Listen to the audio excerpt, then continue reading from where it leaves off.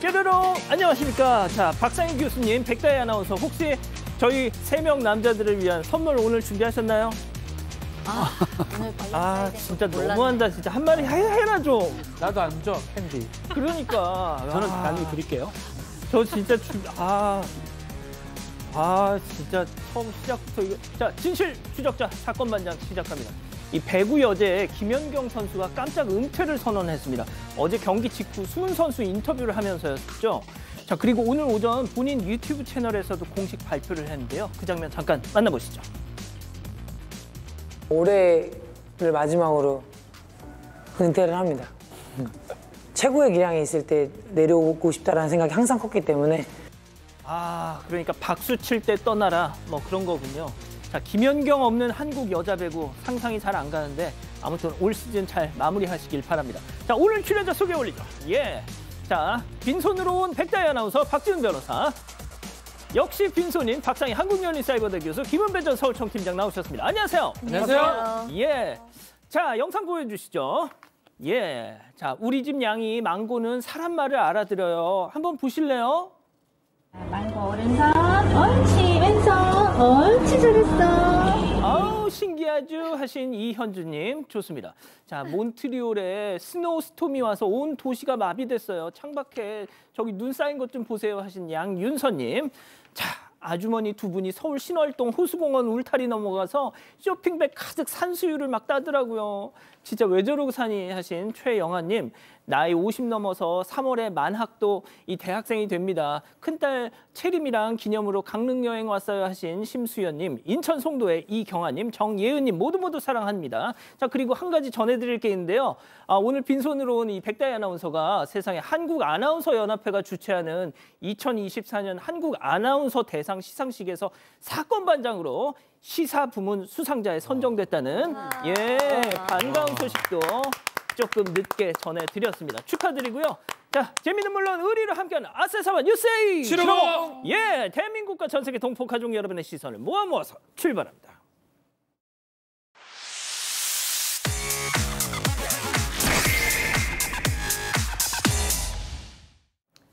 첫 번째 가보죠. 부산 호텔 공사장 화재입니다. 자, 오늘 오전 부산 기장의 한 최고급 리조트 공사 현장에서 안타까운 또 화재 사고가 있었습니다. 많은 사상자가 있었는데요. 자, 박 변호사님 좀 전해주시죠. 자, 오전 10시 51분경입니다. 공사 중입니다. 상반기 개관을 한다고 하고요. 부산의 기장에 있는 반얀트리 해운대 부산인데요. 화재가 발생했습니다. 결과적으로 작업자 6명 숨지고 27명이 중경상을 입었는데 화재가 많이 발생을 했던 것 같습니다. 공사장이 지하 3층, 지상 12층 규모인데 이 수백 명이 내부 작업도 하고 있었는데 소방본부가 왔을 때 그때 아주 불이 절정에 다다르고 있었고요. 소방당국이 대응 1단계를 설정해서 진화한 지 2시간 만에 오후 1시 34분에 진화를 성공했다고 하긴 합니다. 다만 연기가 많이 차 있었고요. 그래서 또 가연 물질들이 많아서 대피가 어려웠다고 합니다. 특히 이제 인테리어 그것 때문에 이 불이 급격히 이제 확산된 걸로 추정되고 내장재 때문에 그런 것 때문에 부산 경찰청이 전담팀 구성해서 수사를 좀 진행한다고 합니다. 안타까운 또 화재 사고였습니다. 자, 다음 이어가죠. 하늘이 눈물의 발인입니다. 이어서 또 무거운 소식인데요. 고 김하늘 양 짧은 생을 살고 오늘 영면에 들어갔습니다. 자, 오늘 발인식이 진행이 됐죠. 네, 맞습니다. 김하늘 양의 발인식이 오늘 오전 대전 서구 건양대병원 장례식장에서 진행이 됐습니다. 유가족과 선생님들도 참석해서 고인을 배웅했고요. 또 수많은 추모객들도 손편지를 남기면서 애도의 뜻을 전했습니다. 또 고 김하늘 양의 유해는 대전 추모공원에 봉안이 됐고 건양대병원에서는 애도의 마음을 담아서 약 3천만 원의 장례 비용을 일체를 지원하기로 결정을 했습니다. 한편 가해 교사는 현재 수술을 마치고 건강을 회복하고 있지만 대화를 할 수 있는 정도는 아닌 걸로 확인이 됐습니다. 그래서 대면 조사가 불가능한 상태이기 때문에 체포영장 집행도 미뤄질 걸로 보입니다. 들으신 것처럼 아직도 회복 중에 있다는 이 가해 교사 명 씨. 그런데 이상 행동을 일삼았다는 사실이 또 속속 전해지고 있습니다. 맞습니다. 지난해 12월 이 질병휴직에 들어갔다가 본인이 얘기를 해서 복귀를 했는데 가족과의 불화등이 있었던 걸로 보입니다. 이달 초 학교에 돌아와서 책상 위에 칼이나 가위나 뭐 청테이프를 놓아서 동료들이 그걸 치웠는데 치우면 다시 그 자리에 갖다 놓고 심지어 교무실에서 커터칼로 드르륵 하는 소리를 반복해서 냈다고 합니다. 청테이프도 반복해서 뗐다 붙이고 불안정한 모습을 보였다고 그러고 동료 교사가 불렀는데도 대답하지 않고 화면 모니터만 응시했다고 합니다. 몇 시간 동안. 지난 5일 날은 그 컴퓨터를 파손시켰고요. 다음 날은 동료 교사하고 또 갈등도 있었다고 합니다. 지금 저 부서진 컴퓨터가 저거군요. 네, 파손시킨 컴퓨터입니다. 그 다음 날은 교사가 말을 거니까 동료 교사의 목을 조르면서 또 이렇게 싸웠던 그런 상황도 있었고요.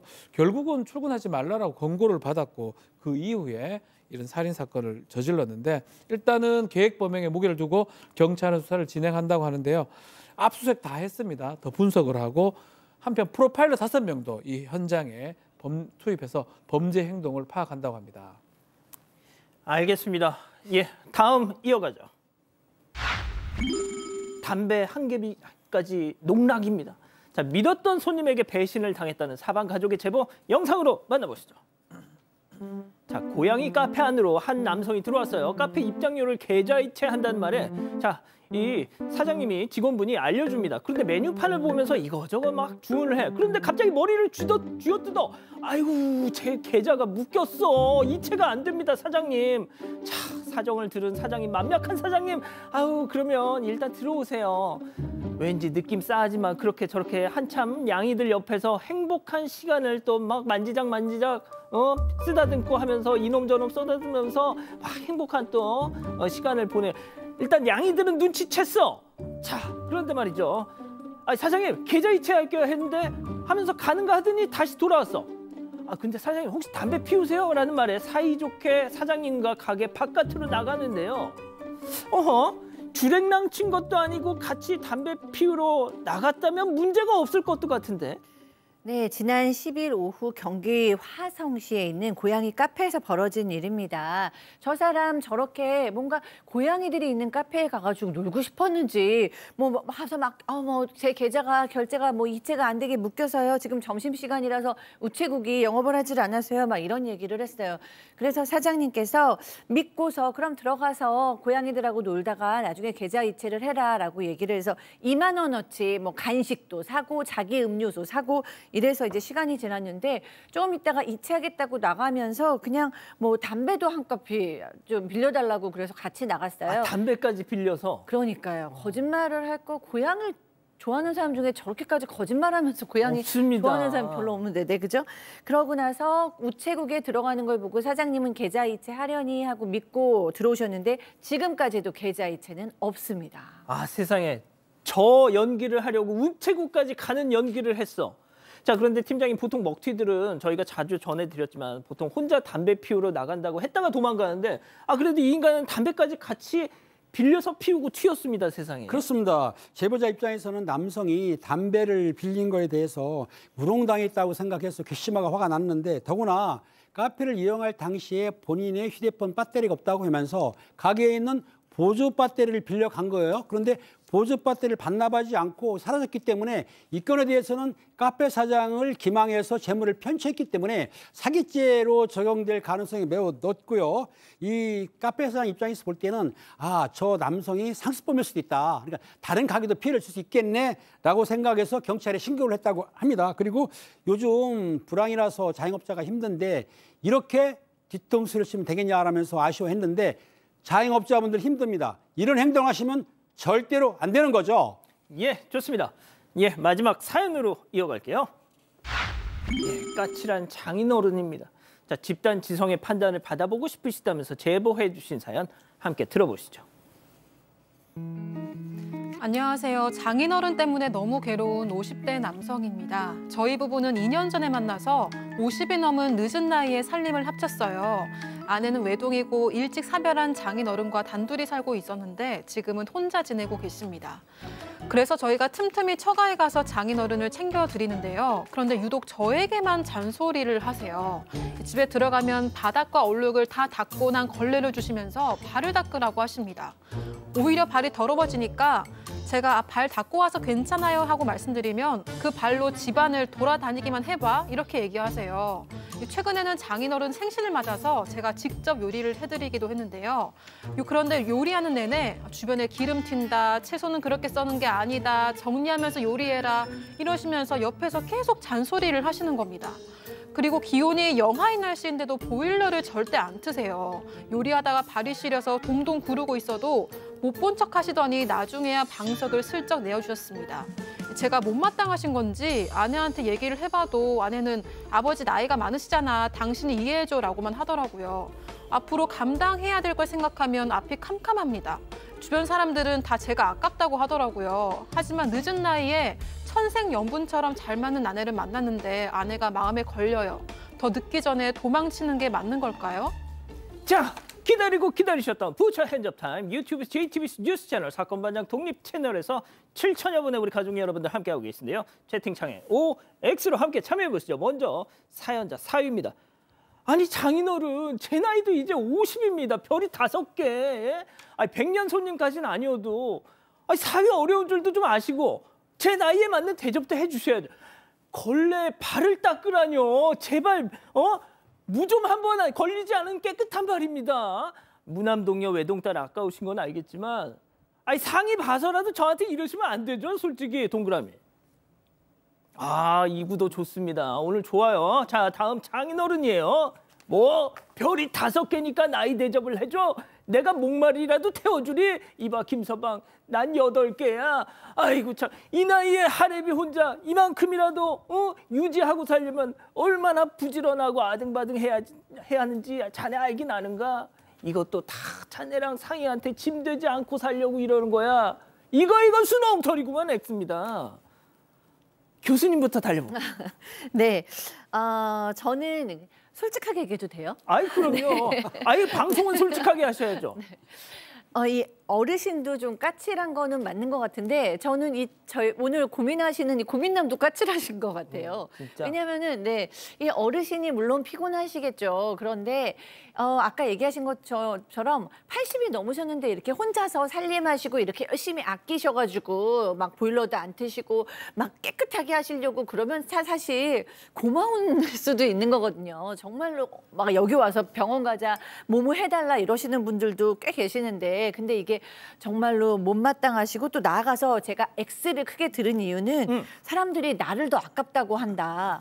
그리고 지금 50이 남은 나이에 지금이라도 도망갈까요? 저도 거기서 아니, 귀가 쫑긋했어. 좀 이상하세요. 이 50이 넘으셔서 정말 아내가 그렇게 예쁘셔가지고 사셨으면 행복하게 사시고 아버지도 좀 품으셔야 되는데 내가 아깝다 그런다. 제가 지금이라도 도망가야 될까요? 네. 자, 박 변호사님. 네, 도망간다는 게 이제 이 장인에서 도망간다는 건지 뭐 이혼이나 좀 더 큰 거로 생각하는지 뭐 저는 뭐 2개 다 좀 보고 이렇게 제보를 했다면 그 측면에서 좀 그렇게 하지 말아라는 그 말씀을 좀 드립니다. 혼자 좀 오래 살아왔고 그 삶의 어떤 스타일 같은 게 있을 겁니다. 뭐 이 장인어른의 스타일이 뭐 좋거나 그런 건 아니에요. 되게 건장할 만한 그런 스타일은 아닌 것 같은데 뭔가 생활 스타일 같고 제 생각에는 맞추다 보면 좀 괜찮을 것 같거든요. 그리고 필요한 게 있으면 즉각 얘기해도 될 것 같고 발 뭐 닦는 거 뭐 어렵진 않잖아요. 해주면 돼요. 기름 튀면 안 튀면 되고요. 썰으라 하면 썰으면 되고 뭐 그런 측면에서는 뭐 대충 맞추면 되는 건데 그걸 극단적으로 선택하는 거는 조금 바람직하지 않다 생각이 들어서 박 변호사님 말씀에 한 가지 더 보태자면 저 이 보일러 안 튼 거 있잖아요. 어르신들 혼자 사시면 그렇게 사십니다. 그렇죠. 그냥 맞추면 됩니다. 근데 극단적으로 나한테 뭐 위해를 가한다 이런 모르는데 그 정도는 아니기 때문에 한번 맞춰볼까요? 아우 좋습니다. 자 팀장님. 그렇습니다. 이 장인이 상당히 까칠한데 발을 닦으려고 그러면 수건을 줘야지 걸레를 줬다?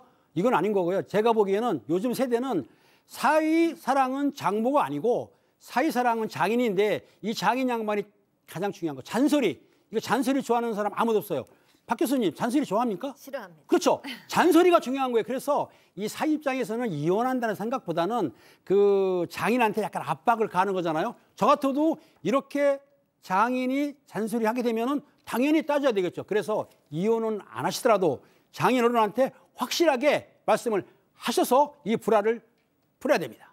자, 백다희 아나운서. 아니, 저는 동그라미를 했는데 사실 두 분 말씀 듣고 보니까 네. 바꾸고 싶어요? 네. 아. 아니, 그러니까 저도 지조가 없어. 아나운서 대상 받았는데. 그게 아니라 이렇게 도망가지 말라는 뜻에서 그러니까 아내분이랑 잘 사시면 좋겠다는 뜻에서 동그라미를 들었는데 좀 그냥 아무튼 두 분 말씀 듣고 설득이 됐다. 네, 설득이 돼가지고 그냥 너무 크게 생각하시지 마시고 그냥 아내분하고 다복하게 잘 지내시면서 적당할 때 좀 필요할 때는 적당하게 거리를 두시면서 지내시면 좋겠습니다. 가족분들 의견도 볼게요. 이초코님, 사위는 명절이랑 생신에만 만나세요라고 하셨고요. 도로시님, 아버님한테 신경을 좀 더 써주세요. 부모님이시잖아요. 라고 하셨습니다. 그리고 스티븐 잡채님은 나를 아깝다고 생각한다 이건 좀이라고 하셨습니다. 좋습니다. 사반 제보 메일과 카톡 제보 채널에선 많은 사연 제보 기다리고 있습니다. 반장픽 이렇게 정리하고요. 첫 번째 사건 이어갑니다.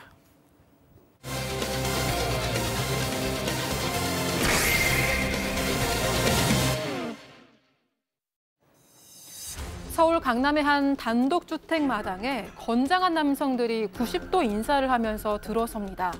이들은 한 남성을 무릎 꿇려 끌고 다니는가 하면 얼굴을 때리고 심지어 재떨이를 던지며 폭행했습니다. 강남 한복판에서 이루어진 폭행 사건, 무슨 일이 있었던 걸까요?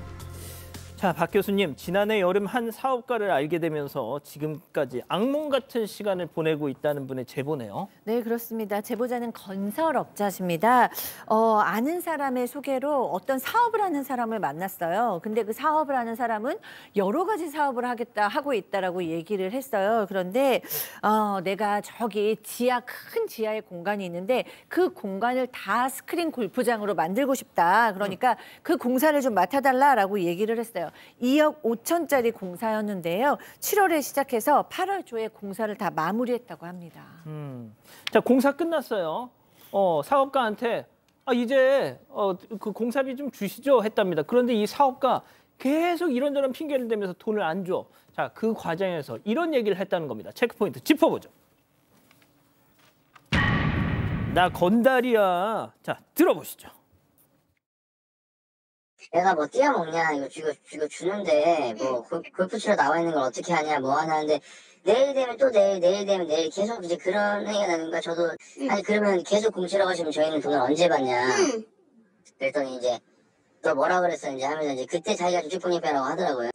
내가 언제 건달인데 건달 티 낸 적 있냐 진짜 뭐 가만 안 둔다 막 이러다가 뭐 죽인다고 뭐 이제 뭐 팔다리 하나 자르는 거 일도 아닌다 막 이제 아니 건달이면 뭐 돈 빨리 줘. 네, 이게 공사대금 문제로 이야기하다가 나온 건데요. 제보자 주장에 따르면 오 씨에게 공사대금을 달라고 했는데 계속해서 미뤄졌다고 합니다. 공사 후 한 달여 만에 5천만 원을 받았고 나머지 잔금도 계속 미뤄졌다고 하고요.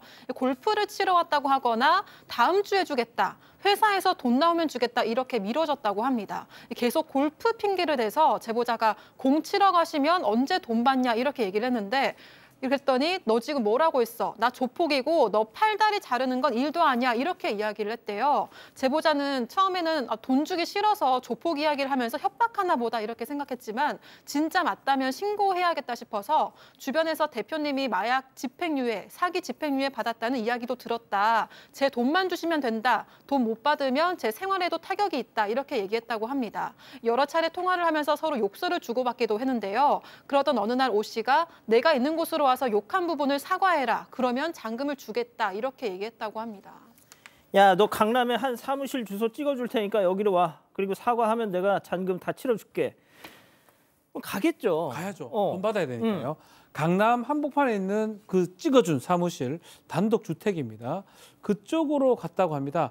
들어갈 때부터 조금 놀랐어요. 저 모습이거든요. 약간 그 좀 부하 같은 사람들, 옷이 부하 같은 사람들이 너 그 오늘 무릎 꿇고 빌면 괜찮다잉?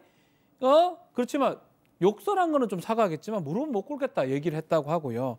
마당에서 보니까 이 부하들 야구방망이 들고 인사도 하고 있고 옷씨 만나러 안으로 들어갔는데 사무실 내부도 좀 충격적입니다. 돈 뭉치도 좀 여기저기 있고 좀 명품, 좀 브랜드 같은 그런 좀 화스러운 뭐 그릇들도 있었다고 합니다.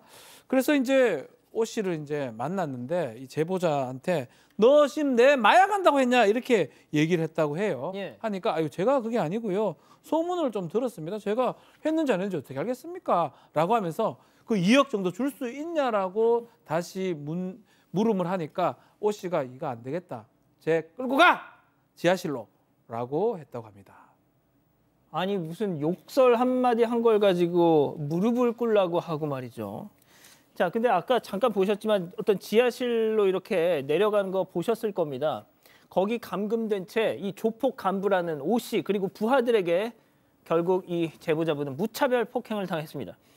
이 폭행은 지하실 밖에서도 이어졌는데요. 제보자 얘기 이어서 들어보시죠. 그 대표 동생이라는 사람이 너 오늘 무릎 꿇고 빌면은 끝난다.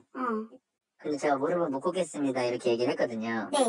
거의 강제로 이렇게 꿀리게 이게 저를 잡고 누르고 발로 얼굴을 차면서 넘어지고 이제 그러고부터는 잘 기억이 사실 막 잘 나진 않아요. 근데 뭐 팔 다리 부러져야 나가니 얘 편하게 부러뜨려서 내보내라고 이제 안 된다고 이제 뭐 혼나야 된다 겁이 없다 뭐 이런 식으로 이제 해가지고 야구 방망이도 미리 다 준비가 돼 있고 낮에부터 다 이미 이렇게 준비를 했더라고요. 야구 방망이라도 맞으셨어요 혹시? 네. 자, 팀장님, 뭐 일단 무릎을 꿇는다는 게 우리 정서상 되게 굴욕적이잖아요. 자, 그런데 보셨다시피 야구 방망이를 막 들고 있는데 지금 폭행까지 당하셨고 결국 해야죠 뭐. 그렇습니다. 제보자의 주장에 따르게 되면 오 씨와 오 씨 부하 같은 경우에는 제보자의 지인이 있지 않습니까? 지인의 집에서 애들을 보내겠다는 협박을 하면서 아마 그 부하 이름을 하나씩 언급하면서 누구누구 보내 이렇게 구체적으로 지시를 했다는 정황이 나오고요. 그러니까 제보자 입장에서는 아니 이 사건과 아무 상관이 없는 사람한테 피해를 당할까 봐서 죄송하다며 무릎을 꿇었던 거예요. 그런데 무릎 꿇은 뿐만 아니라 제보자를 지하실로 끌고 가서 폭행을 했고요. 또 그리고 아마 맞을 때는 아마 기억이 안 날 정도로 맞았다고 하니까 상당히 피해를 본 것 같습니다. 그런 다음에 지하실 보고 밖에 나와서도 2차 폭행을 가했는데 그때 오 씨는 뭐라 했냐면 네가 내 마약한 걸 봤냐? 라며 소리 지르면서 잿더리 아시죠? 잿더리를 집어 던지기도 했고 그리고 또 뭐라 했냐면 오 씨가 저 사람 팔 하나 부러뜨려 보내 이렇게 하니까는 실제로 제보자의 팔이 부러졌고 아이고. 또 조폭들은 지인을 잡으러 간다면서 지인 집으로 갔어요. 그런데 지인한테 전화가 왔습니다. 뭐라고 하냐면 지금 내 집 밖에서 문신을 한 조지 포니버 같은 사람들이 기다리고 있어. 이렇게 연락이 왔는데 아마 조폭들은 밤새도록 지인 집에 지키고 있다가 지인이 안 나오니까는 새벽에 있다가 그냥 갔다고 합니다. 박 변호사님 네. 결국 이분도 딱 보니까 일단 조폭 같잖아요. 맞아요. 예? 예. 그러니까 보복이 두려워서 이걸 신고도 못 하셨어요. 본인은 신고를 하지 않았지만 아마 다른 사람이 신고를 했다고 해요. 그날 막 두세 건의 신고가 있었다고 하고 경찰이 오라고 해서 조사도 받았다고 합니다. 이 조사를 받으면서 이게 특수 중감금죄가 됩니다. 위험한 물건을 사용해서 여러 명이 감금시켜 때린 거 아니겠습니까? 예. 그래서 이제 지금 4명, 50 포함한 4명은 특수 중감금죄로 구속됐고요. 구속 송치가 됐고요. 또 다른 조직원 4명은 불구속 송치가 된 상황입니다. 나중에 지금 확인해 보니까 이 사람들이 조직폭력배에 맞긴 해요. 신세분파라고 이게 뭐 그 의정부 근거로 한 1980년대부터 활동했던 신세분파로 알려져 있고 또 진짜로 마약 전가가 있었던 것 같습니다. 집행유예 기간 중에 또다시 마약을 했기 때문에 이것도 아마 가중돼서 처벌될 수 있을 것 같고요. 이제 문제는 이 오 씨의 지인이 1억 정도 합의 보자고 했는데 사실은 받아야 될 돈이 2억 아니겠습니까? 예. 그거 관련된 얘기는 없다고 하고요. 이 변호인 선임한다. 그리고 좀 겁을 주는 모습이 있어서 불안하다고 합니다. 공사비 그거 떼어 먹으려고 그 사람 불러다가 저렇게 야구 배트로 뭐 팔 부러뜨리고 아이고. 자, 그런데 얘네들 신세븐파. 근데 이 세븐파가 또 우리 김은배 팀장님이 과거에 직접 팀장님 손으로 잡아들인 놈들이라면서요. 그렇습니다. 제가 이제 강력반에 근무할 때 남부지청 특수부에 파견을 나왔거든요. 근데 그 당시에 의정부의 세븐파라고 해가지고 토착적인 조직폭력배인데 이 의정부 세븐파가 사건을 쳐가지고 첩보를 입수해서 의정부 가가지고 두목이라든지 행동대장, 중요 조직원들을 전부 구속을 시켜서 그 당시에는 의정부 세븐파가 와해가 됐어요. 그런데 그 후로 그 후로 아마 이 의정부 세븐파가 신세븐파라고 명칭을 바꿔가지고 지금까지도 의정부에서 이렇게 폭력 활동을 한 것으로 알고 있습니다. 그렇군요. 자, 첫 번째 사건 정리하고요. 두 번째 이어갑니다.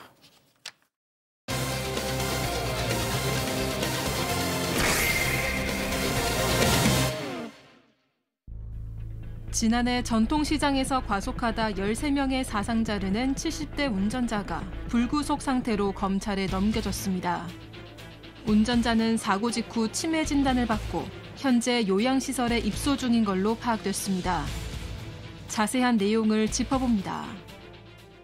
자, 2024년 마지막 날 발생했던 끔찍한 사고입니다. 저희가 이게 이 제주항공 참사 때문에 거의 방송에서 이렇게 다루지 못했던 사고였는데 말이죠. 네, 맞습니다. 지난해 12월 31일 오후 3시 50분쯤에 서울 양천구 목동의 깨비시장에서 발생한 사고입니다. 이 사람들로 북적이던 시장 건너편에서 검은색 승용차 한 대가 돌진하면서 시장에 있던 상점들을 그대로 들이받았는데요. CCTV에 찍혔던 상황을 보면서 설명해 드리겠습니다.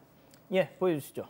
네, 보시면 저 멀리 버스 옆으로 승용차 한 대가 빠르게 추월해서 지나가고 있습니다. 그런데 이 차량이 그대로 건너편 상점들을 덮쳤습니다. 이렇게 차가 휩쓸고 간 골목에는 이렇게 각종 과일과 집기들이 여기저기 놔뒹굴고요. 이렇게 큰 소리에 놀란 사람들은 한달음에 뛰쳐나와서 다친 사람들을 보면서 발을 동동 구르기도 합니다. 이 사고 현장은 그야말로 아비규환이 됐습니다. 이 사고로 과일 가게에서 일하던 40대 남성이 사망을 했고요. 상인과 보행자 12명이 중경상을 입었습니다. 가해 운전자는 75세 운전자로 술을 마시거나 약물을 한 상태는 아니었던 걸로 확인이 됐습니다. 자, 팀장님 지금 영상을 보면 이건 뭐 거의 그냥 잡아 먹으려고 달려드는 것처럼 운전을 해요. 그렇습니다. 경찰에 이야기되면 제초 충돌 직진태 흠이 정지등 있지 않습니까? 이게 정상 작동한 거로 봐서는 급발진은 아닌 것으로 보고 있고요. 목격자들의 이야기되면은 가해 차량에 순식간에 보이지 않는 속도로 해가지고 돌진이 왔다고 하는데 그 속도로 시장 입구에서부터 사람을 치고 멈추지 않고 수십 미터를 아마 직진했다고 합니다. 그렇기 때문에 사람들이 이제 바닥에 여기저기 쓰러져 있었을 거 아닙니까? 그러다 봤더니 사람들이 볼 때에는 상당히 위험한 상황이었었는데 당시에 아니 목격자는 뭐라고 하냐면 폭탄이 터지는 소리를 쾅 나가지고 나가봤더니 사람들이 여기저기 쓰러졌고 그걸 들은 사람들이 깜짝 놀래가지고 바닥에 주저앉을 정도라고 하는데 그러니까 이제 그렇게 되니까 주변 사람들이 나가서 구급차가 오기 전에 아마 응급조치를 했던 것 같아요. 그런데 현장을 보게 되면은 가게부터 해가지고 박스라든지 과일들 이런 게 다 으깨진 채로 넓어져 있었고요. 사고 10분 후에 지나서 이제 구급차가 왔는데 구급대원들이 쓰러진 분들, 부상자들을 급히 싣고 병원으로 후송을 했던 것이죠. 그 CCTV 영상 다시 한 번만 좀 보여주세요. 예, CCTV 영상 제가 조금 설명드릴 게 있어서 보여주시죠. 예, CCTV 영상이요. 앞서 보여주세요. 예. 자, 지금 버스를 이렇게 추월하려고 역주행을 하다가 멈추질 않고 그냥 들이닥칩니다. 저렇게 덮쳐버립니다. 자, 결국 도대체 왜가 제일 중요할 것 같은데, 자, 사고 직후 저 가해 운전자와 마주쳤던 상인분 얘기 한번 들어보시죠. 치고 이제 차 섰어. 차 시동을 안 끄길래 그래서 내가 달려가지고 시동 끄라고 그랬어 제가. 그래서 시동 끄라고 했더니 나한테 내가 뭐 잘못한 거 있어요 그러더라고. 나 너무 화가 나가지고 아저씨 뭐냐고 도대체 이게 뭐냐고 그냥 오히려 내가 그러니까 내 눈을 이렇게 쳐다봐요. 끔찍했죠. 보통 그러면 너무 놀래가지고 뭐 어찌할 바를 모르고 이러는 게 일반적인 반응일 텐데 그래서 내가 안 했는데 내리는데 굉장히 현실과 동떨어지는 말을 했다는 거죠. 자, 아저씨 시동 꺼요 말하니까 내가 뭐 잘못한 게 있어요? 자, 뭔가 이상하시죠? 체크포인트 짚어보죠. 알츠하이머 치매라고요, 교수님. 네, 네, 듣기만 해도 참 답답하고 심란합니다. 그러니까 이분이 도리어 가해 운전자가 무슨 일이 있는 거냐, 내가 뭐 잘못했냐 이렇게 물어보니까 정말 그 가해를 한 정상적인 운전자의 얘기가 아니잖아요. 이분 2022년 2월에 치매 치료를 권고받는 걸로 일단 치매 증상이 시작됐습니다.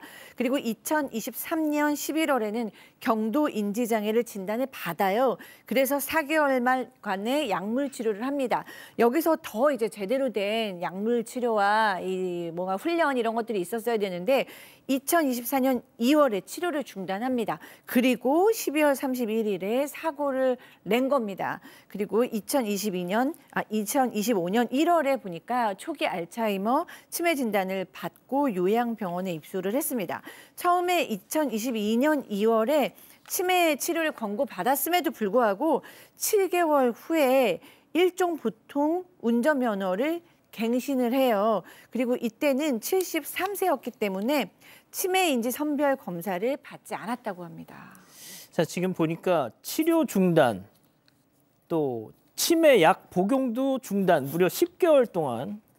아니 그런데 저렇게 했는데 저게 어떻게 면허 갱신이 돼요? 그렇죠. 이게 좀 문제예요. 법적으로 뭔가 싹 피해갔던 것 같은데 치매 치료 권고를 받았는데 그 이후에 운전면허 갱신까지 지금 받은 이 아침 사각지대의 요 상황인데 이 사건 당시도 좀 문제점이 있습니다. 차를 운전한 이유가 조금 이해하기 어렵습니다. 어떤? 차량을 가만 놔두면 방전이 될 수 있잖아요. 차량 방전을 막기 위해서 이 가능한 얘기지 월 2회 정도 운행을 했다라고 해요. 방전 막기 위해서. 그래서 차량 그러나요? 어쨌든 그날도 이 사고 날도 행선지 없이 약 2시간 동안 차량을 운전하다가 귀가하다가 사고가 일어났다고 해요. 그 사고 장소에서 원래 제한 속도가 30km인데 버스를 추월하려고 역주행하면서 70km 정도를 냈다고 하고 사고 직전 속도가 76.5km 시속 속도였다고 합니다. 그래서 본인 얘기도 그렇습니다. 브레이크 밟았는데 그 이후로는 기억도 잘 안 난다고 얘기를 하고 다만 이 영상 자체를 경찰이 보여준 거예요. 당신 차량이 저렇게 사고를 냈다. 그러니까 그제서야 본인 과실을 인정했다라고 합니다. 또 경찰이 봤을 때는 차량에 결함 가능성은 없고요. 결국은 가해 운전자의 문제라고 봐서 차량도 압수하고 갱신 면허증 취소 절차도 밟았다고 합니다. 지금 그 사진 다시 한 번만 좀 보여주실 수 있어요? 아니 현장 사진이요. 그나마 차가 멈출 수 있었던 것이 이불 가게가 있었답니다. 맞아요. 이불 가게가 있었는데 바퀴가 이불에 감기면서 겨우겨우 속도가 줄면서 멈춰 섰다는 거예요. 그래서 갈 데가 없어서 멈춘 거예요. 예. 다행스럽게. 어찌 보면 지금 이거 사전에 사고를 막을 기회가 좀 있었던 게 아닌가 싶은데요. 들어주셨던 것처럼 사망자가 있었습니다. 근데 이 고인과 10년을 함께 일한 과일 가게 사장이 억울하게 사망한 이 피해자를 떠올리면서 또 이런 얘기를 하셨더라고요. 잠깐 보고 가시죠. 10년을 같이 일했는데 이런 일로 그렇게 보낼 줄은 몰랐죠. 머리부터 사망자. 그리고 나 너무 그때가 울면서 10년 동안 항상 하루 종일 이제 손님들하고 이제 판매하면서 멘트를 맨날 대박 이러니까 손님들이 그 총각 대박 총각 이랬거든요. 대박 총각. 대박이라고 시식 좀 해주라고 그렇게 웃는데 뭔가 대화를 하실 때 밝은 에너지를 좀 이렇게 뿜는 그런 분이셨던 걸로 기억해요.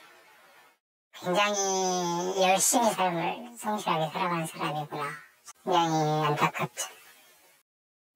아이고 참 교수님. 아이고. 네, 사망한 40대 분은 목동 깨비시장 과일 가게에서 10년 동안 일하던 직원이신데 그 시장 내에서 가장 성실한 사람으로 유명했다고 합니다. 이른 아침부터 나와서 12시간을 일했고요. 한 명이라도 더 손님을 잡으려고 과일 사세요 대박입니다 라는 것을 계속 외치던 분이래요. 정도 많은 분이었는데 일만 하고 떠난 것 같아서 너무 안타깝다고 전하셨고요. 손님들도 이분 저는 너무 이제 안타까우면서 많은 분들이 장례식장에도 와주셨다고 합니다.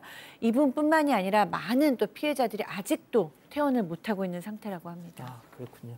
자, 박 변호사님, 네. 오늘 이 70대 운전자 무슨 얘기가 있었죠? 자, 교통사고 처리 특례법 위반입니다. 업무상 과실치사죠.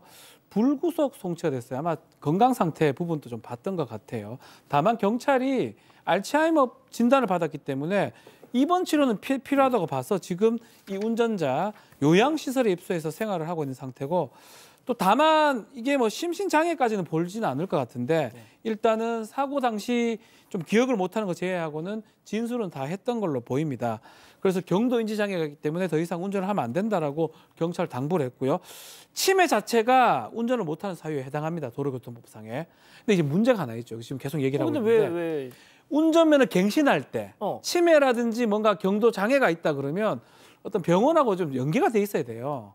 그러니까 본인이 알아서 신고하도록 돼 있거든요. 갱신하러 갈 때. 본인이요? 그러면 사실은 본인이 안 하면 안 하죠. 안 할 가능성이 높죠. 왜 그러면 운전해야 되니까. 이런 사고가 반복되는 거죠. 연계성이라든지 아이고. 좀 법적 정비 같은 거 이게 좀 필요하지 않을까 생각을 해봅니다. 예, 안타까운 사고였습니다. 자, 이렇게 정리하고요. 세 번째 사건 이어갑니다.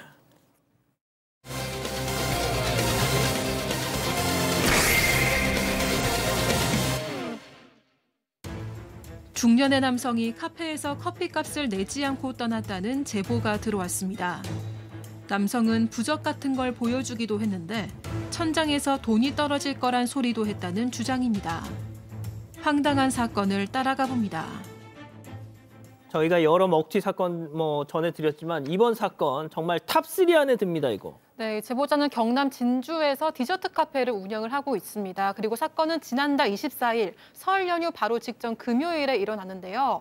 오전 10시가 되기도 전에 한 중년 남성이 와서 따뜻한 커피 한 잔을 주문을 했습니다. 그런데 이때 선결제 문제로 얘기가 좀 오가는데요. 사장이 선결제라고 안내를 했는데 남성이 왜 선결제냐고 물어서 원칙이 그렇다고 설명을 했습니다. 그런데도 계속해서 선결제가 어디 있냐 이렇게 얘기를 해서 재차 설명을 했다고 합니다. 그랬더니 이 남성 이 사장을 설득을 하기 시작을 하는데요. 오늘 그 룰을 한번 깨보라면서 한번 깨보는 것도 괜찮다. 원칙은 다 지키라고 있는 건 아니다. 이러면서 얘기를 한 겁니다. 느낌이 좀 이상하긴 했지만 아침부터 손님이랑 좀 실랑이 하는 게 그렇기도 하고 그때까지만 해도 손님이 멀쩡해 보였기 때문에 나갈 때 결제하겠지 싶어서 주문을 그냥 받았다고 합니다. 원칙은 깨지라고 있는 거야. 야, 이 쎄하지 않습니까? 자, 사장님 얘기 한번 들어보시죠. 사탕이나 뭐 초콜릿 뭐 이런 거 없냐고. 없는데 그랬더니 그런 것도 없냐고 그래서 또 가서 앉으시더라고요. 한참 얘기했더니 혼자서 전화 걸으시다가 오셔서 부적 같은 거 이상한 것도 갖고 오시더라고요. 제가 뭐 글을 쓰고 그림을 그린 사람인데 이거를 한번 보시라고 그러시더라고요. 딱 보니까 뭐 약간 부적도 아니고 나한테 이상한 뭔가 그림이 있어서 아, 또 사라 그럴 것 같다는 생각이 들어가지고 저는 이제 교회 다녀서 이런 거 믿지 않아요. 그랬더니 이제 또 가서 앉으시더라고요. 쎄합니다, 교수님. 네, 약간 좀 이상하죠. 뭐 정서적인 문제가 좀 있는 것 같습니다. 왜냐하면 이제 선결제 룰을 깨고 자리에 앉았는데 그때부터 막 목소리가 들리는 거예요. 그래서 누구랑 전화 통화를 하시나? 그러고 봤더니 그게 아니라 혼잣말을 하기 시작했습니다. 그래서 막 손짓까지 하면서 혼잣말을 하는데 내용은 부모한테 자식이 이러면 안 된다. 어떻게 자식이 이사를 가면서 부모한테 말도 안 하고 가냐. 불호자야. 막 이런 식으로 얘기를 했다고 해요. 그리고는 조금 있다 와서 내가 사실은 글도 쓰고 그림도 그리는 사람인데 이거 한번 보셔라 라고 해서 봤더니 부적 같기도 하고 아닌 것 같기도 한 이상한 그림을 보여줬대요. 그래서 네, 그냥 저 교회 다녀요 이러고 말았더니 그냥 피하셨다고 합니다. 자, 그럼 여기서 체크포인트 짚어보죠.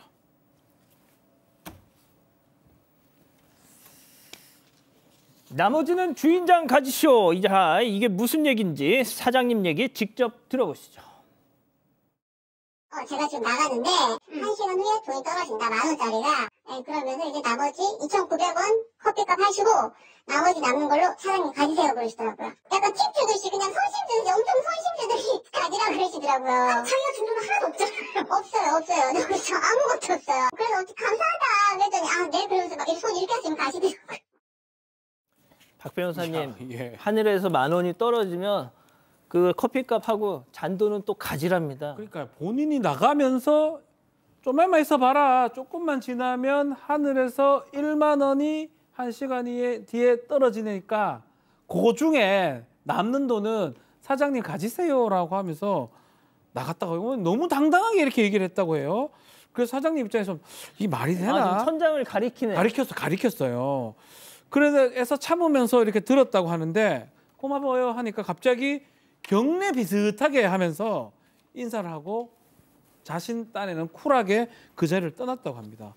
그래 1시간 뒤에 돈이 떨어졌을까요? 아니죠. 어떻게 떨어질 리가 뭐 있겠습니까? 근데 올려다 보긴 했을 것 같아요. 사람인 이상 예. 뭐가 있나 이렇게 봤는데 돈 10원도 안 떨어지고요. 이 상황을 지켜봤던 다른 손님이 있었다고 해요. 나가면서 나는 100만 원 떨어질 거야 라고 얘기를 하면서 농담 같아요. 이 상황이 아주 황당했다고 합니다. 교수님 뭔가 좀 편찮으신 분 같기도 하고요. 네, 좀 그런 혼잣말을 일단 중얼중얼 하고 누군가가 있다라고 생각을 하고 약간 망상 같은 거죠. 그래서 뭐 천장에도 정말로 돈이 있다고 생각했을 가능성도 좀 있다고 생각해요. 그러니까 내가 가고 나면 돈이 떨어지니까 나머지는 가져라 이렇게 얘기를 하신 건데 어쨌든 이 제작진께서도 이 사장님이 너무 안쓰러우니까 한번 물어보셨어요. 아니 사장님 그래도 끝까지 커피차 값은 내세요라고 좀 주장해보지 그러셨어요. 라고 얘기를 하니까 이 사장님 께서 아니 좀 그래도 좀 마음이 아프신 분 같기도 하고 그래서 또 막 부적도 보여주고 그래서 괜히 신랑이 버리다가 안 좋은 일 생길까 봐 그냥 보내드렸습니다라고 얘기를 하시고 또 요즘 경기가 어려우니까 여기저기서 이렇게 얻어먹는 사람들이 있나? 라는 생각도 들고 어떨 때는 아픈 사람 같기도 한데 또 대화할 때는 말짱해 보이기도 하고 어쨌든 그래서 보냈다고 합니다. 팀장님 저것도 뭐가 됐든 먹튀잖아요. 먹튀일 경우에 경범죄 처벌법이라든지 사기로 처벌할 수 있는데요. 사장님이 카페 시작한 지 10개월쯤 되는데 가끔 이렇게 심심치 않게 이런 분이 오시는데 어느 분은 와가지고 나 배고파 돈 좀 줘 그래서 10,000원 준 적도 있고 새벽 8시에 와가지고 맨발로 와가지고 술이 반쯤 취해가지고 차비가 없다 그래서 이번에는 경찰에 연락해서 도와준 적이 있는데 사장님이 이렇게 말씀하십니다. 앞으로는 이런 일이 발생하면은 단호하게 경찰에 신고하겠다고 하니까 이런 행동을 하시면 안 되는 거죠. 진짜 대한민국에서 장사하기가 너무 힘듭니다. 진짜. 자, 이렇게 정리하고요. 별별 상담소 이어갑니다.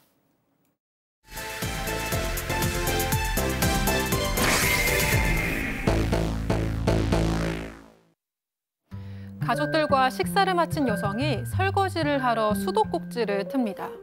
그런데 물이 나오자마자 놀라서 지켜보던 남편에게 눈치를 주는데요. 잠시 후 며느리 옆에 다가온 시어머니, 수도꼭지에 손을 대보더니 벼랑간 비명을 지릅니다. 대체 이들에게 무슨 일이 있었던 걸까요? 자, 실제 사연을 당사자 특정을 이유로 조금 각색했다는 점 먼저 말씀드립니다. 자, 오늘 저희가 보통 사건 반장에서 이렇게 가정의 어떤 문제를 전해드리면 시어머니가 이렇게 빌런으로 등장하는 그런 경우가 많은데 자, 오늘 사연자 같은 경우는요. 나는 시어머니 보고 결혼했다 이렇게 말씀하신 분이에요, 교수님. 네, 이 사연자는 동갑내기 남편과 결혼한 신혼의 30대 여성입니다. 나는 시어머니가 너무 걱정스러워서 결혼을 어떻게 해야 되지 이렇게 생각을 했는데 시어머니를 처음 본 순간 그 걱정이 싹 사라졌어요. 너무 우아하고 너무 기품이 있으신 분인 거예요. 그러면서 또 상견례 자리에서 뭐라고 얘기하셨냐면 내가 종갓집 며느리로 시집와서 혹독한 시집살이를 해서 눈물까지 글썽이면서 난 시집살이 배물림을 정말로 하고 싶지 않다라고 얘기했고 끊겠다. 그리고 며느리랑 딸처럼 지내고 싶다라고 이제 소망을 또 밝히셨고요. 연락 강요도 안 할 거고 시댁에 자주 올 필요도 없다. 그냥 너희들끼리만 잘 살아라. 그렇게 얘기했다고 합니다. 우리 가족 여러분들 벌써 채팅창에 뭔가 반전이 있을 것 같다. 맞습니다. 자, 어느 날 남편하고 이제 시어머니 만나러 가기로 했는데 그날 폭설이 좀 많이 쏟아졌던 것 같아요. 폭설. 그래서 어떡할까요 하니까 오지 말라라고 하면서 다음 날 오라고 해서 뭐 시어머니가 이렇게 해주는 건 좀 고맙잖아요. 감사한 마음에 용돈하고 선물을 두둑하게 준비해서 갔다고 합니다. 다음 날 가니까 도착하자마자 식사를 하고 설거지를 하려고 하는데 수도꼭지를 트는 순간 얼음 같은 물이 콸콸 쏟아졌던 것 같아요. 아마 소리 질렀겠죠 아마도. 그래서 보일러를 좀 봐달라 남편한테 부탁을 하니까 남편이 하는 말이 보일러가 꺼져 있네 라면서 보일러 뜨거운 물 다시 틀어줬다고 하고요. 잠시 나갔던 시어머니가 설거지하는 며느리 옆으로 또 다가와서 물에 손을 쏙 넣더만 뜨거! 라고 하면서 놀라 손을 뺐다고 합니다. 아니 보일러를 틀었으니까 따뜻한 물 나오고 네. 뜨거운 거 아니에요? 네, 그리고 이제 또 한마디를 하셨는데요. 원래 설거지는 찬물로 해야 좋은 건데 이러시면서 수도꼭지를 다시 찬물 쪽으로 돌리고 가신 겁니다. 이때 좀 당황하긴 했지만 그냥 시어머니 평소 습관이 그런가 보다 하고 넘어갔는데 그런데 시고모님이 시가에 방문을 했을 때도 좀 당황스럽고 찝찝했던 일이 생겼습니다. 이 시고모가 결혼식에 못 왔었대요. 그런데 여성을 보고는 아주 참하고 예쁘다. 나한테는 며느리가 뚱뚱하다고 그랬잖아. 이렇게 얘기를 하시는 거예요. 시어머니가 화들짝 놀라서 제가 언제 그랬어요? 라고 무마하고 나서 너 건강이 좀 걱정이 돼서 내가 한 얘기인데 좀 오해를 하신 것 같다. 이렇게 여성을 달랬다고 합니다. 시어머니는 좀 마른 편이고 여성은 좀 상대적으로 튼실한 체격이래요. 그래서 혹시 내 뒷담화를 했나? 이렇게 생각하고 넘어갔다고 합니다. 그러니까 이제 시고모가 결혼식에 안 왔던 시고모가 아우 예쁘네. 예쁘구만. 이 얘기 들은 거랑 다르네. 예, 그렇죠. 그럼 그 들었던 얘기가 뭐냐? 다르게 얘기했을 가능성이 예쁘지 않다는 얘기였을 거 아니에요. 그래서 뭔가 심증은 있는데 물증은 없는 상황입니다. 이제 어느 날 또 문제가 생깁니다. 생일인데 이 생일날 시어머니가 직접 좀 축하해주고 싶다 이렇게 얘기를 했다고 해요. 원래 남편하고 둘이 이제 생일을 하기로 해서 뭐 뷔페 예약을 해놨던 상황인데 그러면 어머님 또 한 자리 같이 식사해가 추가 예약을 했다라고 합니다. 근데 어느 그 남편이 다음에 들어와서 화를 냈다는 거예요. 왜요? 너 왜 그러는데 우리 엄마한테 왜 그랬냐라고 남편이 씩씩댔다고 하는데 왜요? 그 영문을 몰랐겠죠. 여성 입장에서는 무슨 일 있었나 하는데 이 시어머니가 남편에게 전한 말이 매우 충격적이었습니다. 왜 또? 이 시어머니가 이렇게 얘기했대요. 자기 아들이잖아. 자기 아들한테 내가 생일 파티에 가고 싶다고 하니까 기분 나쁜 티를 팍 내더라. 식당 갈 거니까 안 왔으면 좋겠어요라고 한다고 얘기를 했다고 해요. 그러면서 이제 시어머니가 뭐라고 했냐면 나는 괜찮으니까 그 새아가한테는 이런 얘기는 하지 마라라고 남편이 얘기를 했는데 울먹거리면서 남편이 얘기를 해버렸습니다. 이거를. 그러니까 야, 너 색시가 생일 파티 간다고 그러니까 아주 그냥 기분 나쁜 티를 팍팍 내더라. 기분 나빠서. 자, 근데 아까 지금 전해 들은 얘기를 따르면 이 사연자 여성이 이 시어머니를 초대하고 싶은 마음은 진심이었던 것 같은데요. 그렇습니다. 이 시어머니가 연기가 대단합니다. 아카데미상 후보를 올 정도로 연기를 했는데 이 며느리에게는 비장의 무기가 있었는데요. 업무상 특성 때문에 통화를 자동 녹음으로 시켰던 거예요. 그러니까 남편이 뭐라고 하니까 통화 내용을 남편한테 들려줬어요. 남편이 들어보니까 이거 그런 느낌이 아닌데 싶어서 엄마한테 들은 얘기랑 다르네? 틀리죠. 그래서 이 남편이 시어머니한테 즉 연락을 했습니다. 엄마한테 연락을 해가지고 엄마 들어보니까 이런 내용 아닌데 어떻게 된 거야 했더니 시어머니가 뭐라고 했냐면 그럼 내가 꼬여서 잘못 들었나 보다 이렇게 하면서 오히려 엄청 서운한 듯이 얘기를 했는데 그러면서 뭐라고 했냐면요. 걔는 나를 못 믿어서 시어머니랑 통화하는데 녹음한다니? 그러면서 화를 벌컥 내면서 전화를 탁 끊었다고 합니다. 교수님. 그러니까 이게 그러니까 무슨 일부러 그런 게 아니라 설정을 그렇게 해놓으면 업무 때문에 그냥 녹음이 되는 거잖아요. 그러니까요. 근데 이제 이 시어머니 입장에서는 어디 감히 며느리가 시어머니랑 통화하는 걸 녹음해가지고 신랑한테도 이렇게 들려줘. 네, 뭐 일부러 녹음한 거라고 생각을 했을 가능성이 있죠. 그런데 이 며느리도 정말 깜짝 놀랄 만한 일을 또 당하게 돼요. 왜냐하면 아들의 남편이죠. 남편의 휴대폰을 보고 있는데 뭐를 발견했냐면 공유 캘린더를 보게 된 거예요. 그러니까 시댁 식구들은 명절, 생일, 기념일 이런 거를 다 같이 이제 공유하는 캘린더를 쓰고 있었는데 그런 거 있죠. 거기에 시어머니가 이 며느리가 전화한 날을 다 체크하고 있었던 거예요. 그리고 전화하지 않은 날도 다 이제 셀 수 있도록 이걸 보고 이게 며느리가 그동안 이제 며칠 동안 어머니하고 연락도 안 하고 있었지만 도저히 안 되겠다.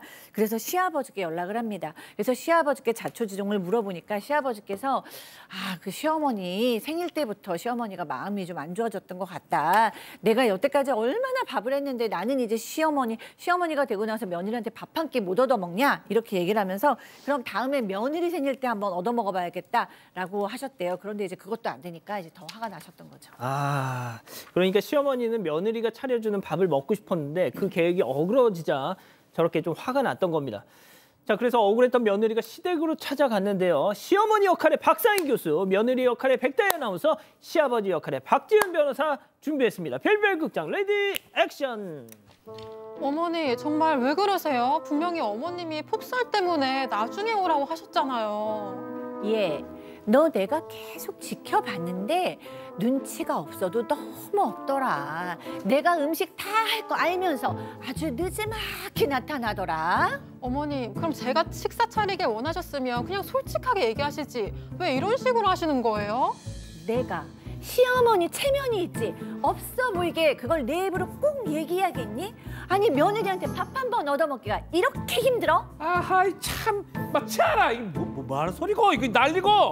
아 그냥 나가서 묵든가 하면 되지. 왜 다의 야를 잡아먹노? 당신은 내 편 들어줘야 되는 거 아니야? 뭔 소리 하노? 내가 당신 어머니 때문에 얼마나 그동안 마음고생을 했는데 난 며느리한테 이 정도도 못하냐고. 어머니가 그랬나? 아이고야 진짜. 아, 좋습니다. 자, 그럼 여기서 오늘의 궁금증 짚어보죠. 자, 겉과 속이 달라도 너무 다른 시어머니 어느 장단에 맞춰야 하느냐라고 지금 하고 계신데, 은배 팀장님, 저는 솔직히 이 시어머니 저는 좀 약간 동정이 갑니다. 저는 동정 가는데 은근슬쩍 하는 게 사실은 앞에서 대놓고 말하는 게 차라리 난데 이 뒤통수를 탁 때리는 게 이게 스트레스 받거든요. 시어머니 앞에서 말씀하시고 며느리 뒤통수를 때리시면 안 되는 거죠. 자, 일단 박 변호사님부터 들어볼게요. 법률적인 건 아니기 때문에 아니, 그런 거 아니에요. 아마 좀 토라졌던 부분인데 그 뭐 이걸 갖고 막 심각하게 생각할 필요는 없을 것 같습니다. 아마 뭐 또 이게 질투심 뭐 이런 것도 있을 수도 있잖아요. 그래서 계속 이게 반복되면 이제 문제인데 이게 첫 번째 갔거든요. 생일 음식 안 차린 거 막 그게 계속돼서 이렇게 몇 번 왔던 것 같고. 근데 만약에 반복된다 그러면 그때는 이제 말씀을 하시는 게 남편한테 하든지 뭐 시아버지하고도 의사소통이 잘 되니까. 시아버지는 그래도 며느리 편 들어주고. 아유 제가 잘 들잖아요. 그러니까. 그래서 시아버지하고 의사소통을 할 수 있으니까 얘기하시면 될 것 같습니다. 교수님 근데 저는 이 사연 듣고 만약에 며느님이 처음부터 이렇게 딱 했더라면 이렇게까지 상황이 악화가 됐을까? 그러니까 이제 며느리도 맨 처음부터 어머님의 분위기가 너무 뭐 집에도 안 와도 된다, 연락도 안 해도 된다, 그러고 너무 우아하고 너무 쿨하시니까 정말로 그렇게 믿었던 거죠. 그러고 진짜 안 해도 되나 보다라고 생각을 했는데 이 어머니는 겉모습과는 완전 다른 그 마음의 모습이 있는 건데 이 마음의 모습은 상처투성인 것 같아요. 그러니까 본인의 시어머니께 호된 시집살이를 하면서 마음에는 상처가 많고 또 그 가정 안에서 인정받고 사랑받고 아들한테 남편한테 인정받아야 되는 것도 굉장히 그 집착 수준인 것 같아요. 그래서 또 저는 이 어머니가 며느리한테 잘해주려고 했던 것도 진심이라고 생각합니다. 왜냐하면 모진 시집살이를 당하면서 얼마나 그렇게 생각하셨겠어요. 나는 내 며느리한테 그러지 않을 거야. 그러면서도 내가 당했던 경험이 그래서 무섭습니다. 그런데도 불구하고 내가 좀 뭔가 나를 위해서 밥 한 끼도 안 차리는 며느리를 보면서 나는 이렇게 했는데 너는 어떻게 이럴 수가 있어? 라는 마음이 막 생기는 거죠. 그런 생각이 있어도 뭐 결국에는 어머니께서 좀 노력을 하셔서 이 며느리의 마음을 좀 그렇게 힘들게는 안 하셔주시는 게 좋을 것 같습니다. 채팅창에 제가 잠깐 봤는데 제가 시어머니한테 좀 약간 좀 동정이 간다 했더니 막 저를 엄청 욕하시네요. 자, 우리 가족 여러분들을요. 네, 조선의 공주단님, 나도 시어머니지만 며느리 오기 전에 음식을 다 해놓는 게 오히려 편하던데라고 하셨고요. 경아의 추억쌓기님, 어머니랑 통화하는 거 모두 녹음해두시고 이런 일 있을 때 공개하세요라고 하시기도 했습니다. 그리고 유리가면님은 며느리가 용돈을 봉투에 담아서 드려보세요. 좀 변하실 것 같아요. 이런 의견도 있었습니다. 그렇습니다. 자, 별별 상담소 이렇게 정리하고요. 잠시 뒤에 돌아오겠습니다. 콜마의 압도적 기술력으로 화장품을 만들고 건강기능식품을 연구하고 첨단 바이오 신약 개발까지 한계를 넘다 세계를 열다 콜마.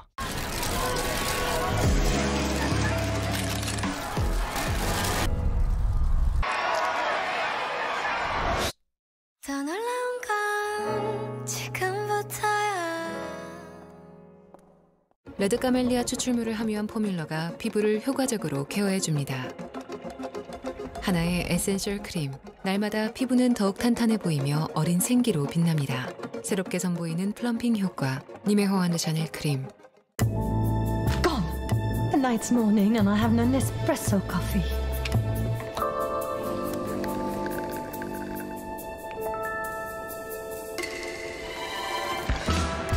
Nespresso. What else? 사랑하는 사건반장 가족 여러분, 따뜻한 주말 보내시고요. 곧바로 유튜브 라방 사반 후반 달립니다. 저희는 다음 주 월요일 사반 750 저녁 7시 50분에 다시 옵니다. 안녕히 계십시오.